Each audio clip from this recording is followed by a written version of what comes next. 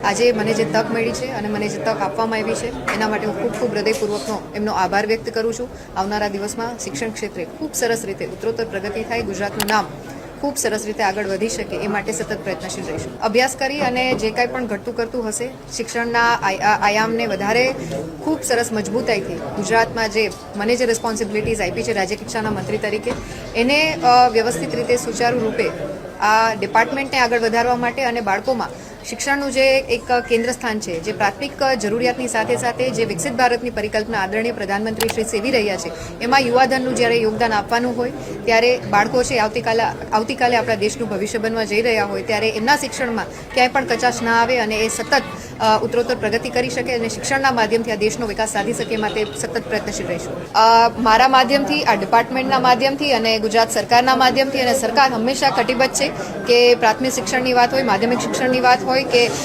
ઉચ્ચતર શિક્ષણની વાત હોય, એમાં ગુજરાત ક્યાંય એમના સ્ટુડન્ટ્સ છે એને ક્યાંય પણ અન્યાય ના થાય અને વધારે ઓપોર્ચ્યુનિટી સાથે ગુજરાતનું નામ વિકસિત ગુજરાતથી લઈ અને વિકસિત ભારતમાં એ આગળ વધી શકે માટેના પ્રયત્નો હશે.